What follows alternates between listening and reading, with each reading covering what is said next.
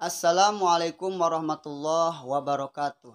Alhamdulillahirabbil alamin wal aqibatu lil muttaqin wala udwana illa 'alal kafirin wala udwana illa 'alal zalimin.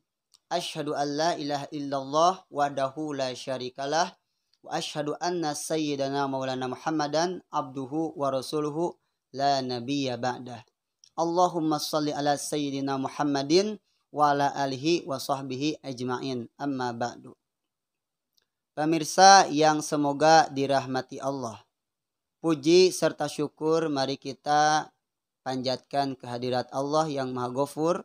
Salawat serta salam mari kita curah limpahkan kepada junjunan kita ani habibana wa nabiyana Nabi Muhammad sallallahu alaihi wasallam.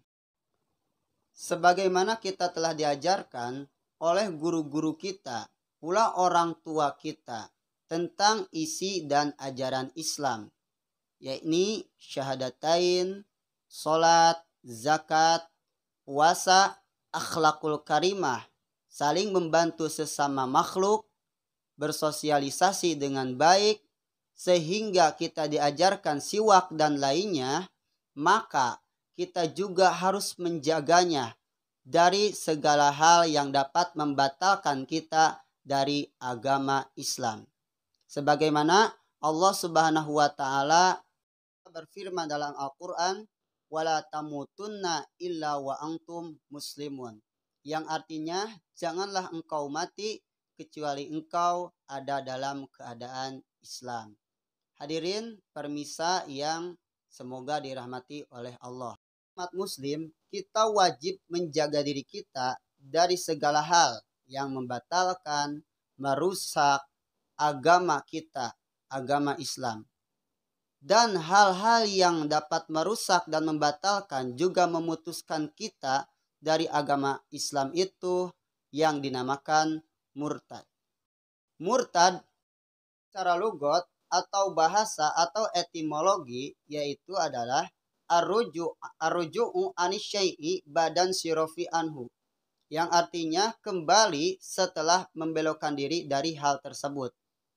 Sedangkan murtad secara syar'i atau secara terminologi syara adalah qat'ul islami biniyati kufrin au qauli kufrin au fi'li kufrin, yang artinya memutuskan agama Islam dengan niat kekufuran atau ucapan yang mendatangkan kekufuran atau tingkah laku yang dapat menjerumuskan pada kekufuran. Pemirsa yang semoga dirahmati oleh Allah. Dalam kitab Sulamut Taufik dikatakan bahwa murtad itu terbagi atas 3 bagian. Yang pertama murtad tekad, yang kedua murtad ucapan, yang ketiga murtad tingkah laku. Adapun yang pertama, murtad tekad. Murtad tekad adalah tekad kita dalam hati yang menjerumuskan kita pada kemurtadan. Di antaranya, ragu akan adanya Allah, ragu akan adanya malaikat, ragu akan kerasulan rasul-rasul yang telah diutus oleh Allah. Begitu juga murtad tekad adalah ketika kita ragu akan adanya siksaan Allah, ragu akan adanya pahala, ragu akan adanya surga dan neraka.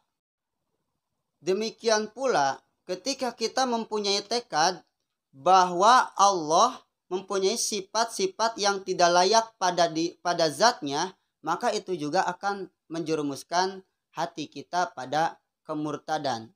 Atau menisbatkan sifat-sifat Allah pada sifat-sifat yang mustahil.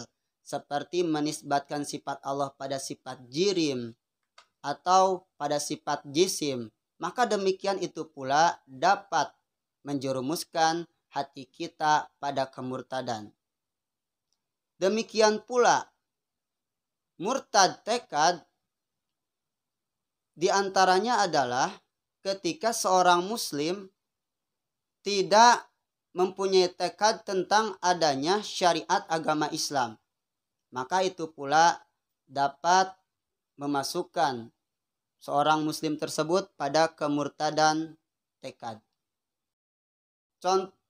Contoh di antara syariat Islam misalnya adanya jual beli yang dihalalkan oleh Allah, nikah dan sebagainya, itu adalah syariat Islam yang telah dihalalkan. Maka bila seorang muslim mengharamkan dengan tekad hatinya bahwa hal-hal yang dihalalkan oleh Allah itu diharamkan oleh dirinya, maka muslim tersebut terjerumus pada kemusyrikan atau kemurtadan.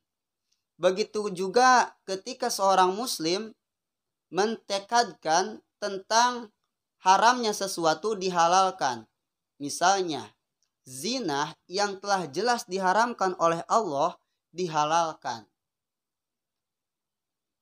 Mencuri yang telah jelas diharamkan oleh Allah dihalalkan.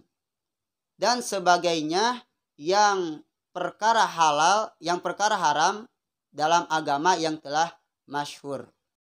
Poin kedua dalam murtad adalah murtad perilaku atau murtad tingkah laku.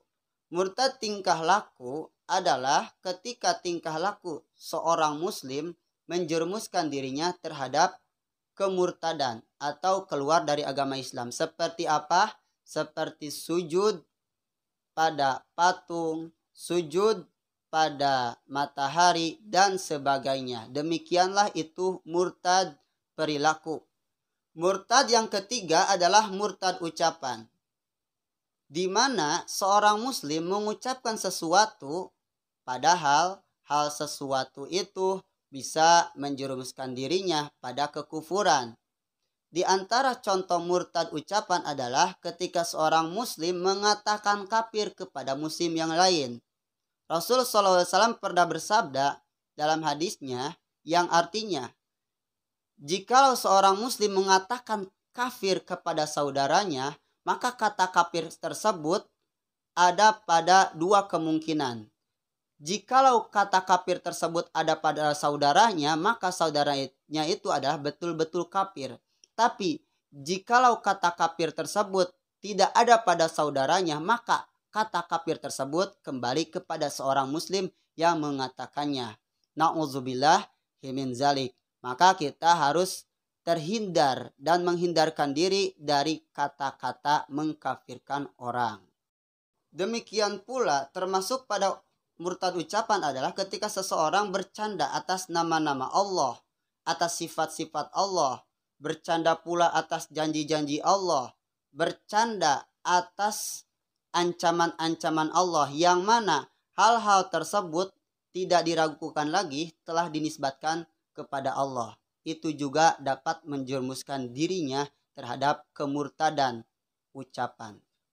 Ala kulli hal, intinya dalam kitab Sulamut Taufik, murtad itu adalah apakah itu murtad ucapan, perilaku, dan tekad. Intinya segala perilaku yang mengindikasikan terhadap menghinakan atau menganggap enteng akan adanya Allah, malaikat, rasul, para nabi, agama, syiar agama, dan seluruhnya. Maka jika hal tersebut dilakukan oleh seorang muslim, maka tanpa diragukan lagi, seorang muslim tersebut telah masuk pada jurang kekufuran. Bila pun tidak sampai masuk pada jurang kekufuran, maka dia telah maksiat dengan maksiat dosa yang sangat besar. Na'udzubillahi min zalik. Semoga kita semua dijaga dari segala hal yang dapat menjerumuskan kita pada kekufuran.